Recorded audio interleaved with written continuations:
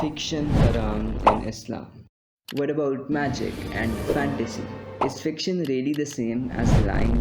And finally, what does the Quran teach us about storytelling? In this video, I'll be answering all of these questions and more, making this the most conclusive video you'll find on the topic of fiction in Islam. So let's get right into it. Regarding fiction, there's two opposing views. The first one is that fiction is completely haram. This is based off of two main arguments. Firstly, fiction is lying and lying is haram. Secondly, fiction is a waste of time and wasting time is haram. But the arguments presented are weak. Firstly, fiction isn't lying, as the audience knows that the story is imaginary, and so no one is deceived and no one is lied to. Secondly, fiction being a waste of time is totally subjective. It may be a waste for some, but not for others. In fact, the benefits of fiction are many. It builds your vocabulary, strengthens your creativity and imagination, teaches you about human nature, about courage, about friendship, about overcoming the odds, and so on. And it does all of this while still being exciting and fun to read. All of these can be done through real stories, but in very limited capacity. Further proof for fiction being halal is that throughout Islamic history there existed fictitious poetry and literature. At the time, nobody equated these works to lying, and in fact, they were well accepted by even the scholarly class of the Muslim Ummah.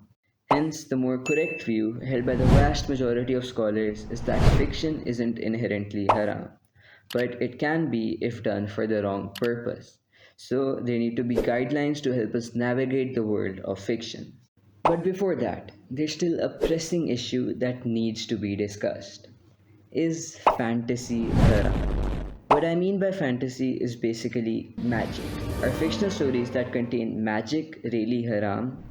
If you ask the scholars, most would say that yes, even fictional representations of magic are haram, since magic is obviously haram in Islam. But there is another perspective. You see, the word for magic in Arabic is sihr. In everyday language, sihr is used to refer to magic, amulets, charms, etc. But as stated in Ma'ariful Quran, the word sihr in the Quranic context is used to refer to any unusual happenings which have been brought about with the active help of the devils. Now, does the magic found in, say, Harry Potter really fit into that definition? No. In real life, magic or sihr is done by disbelieving in Allah, whereas in most fantasy works, magic is done by using mana or by harnessing nature's power. And in real life, sihr is used for evil, to curse people or to separate couples.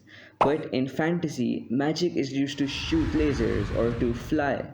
In fact, the only thing fictional magic has in common with the Quranic term for magic is the name magic, nothing else.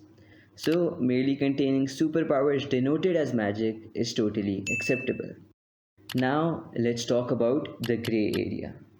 There's still a few things commonly found in fiction, such as shirk, mythological gods, raising the dead, seeing the future, etc., that some say merely by containing these things, the piece becomes haram to read.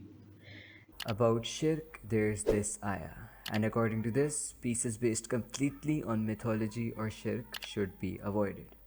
But what about stories that contain, let's say, resurrection or seeing the future? There's many opinions on this. Some say it's haram to read such stories, some say it's makruh. And honestly, I'm not qualified to give an opinion on this. But I will say this. When reading such stories, you yourself have to be responsible.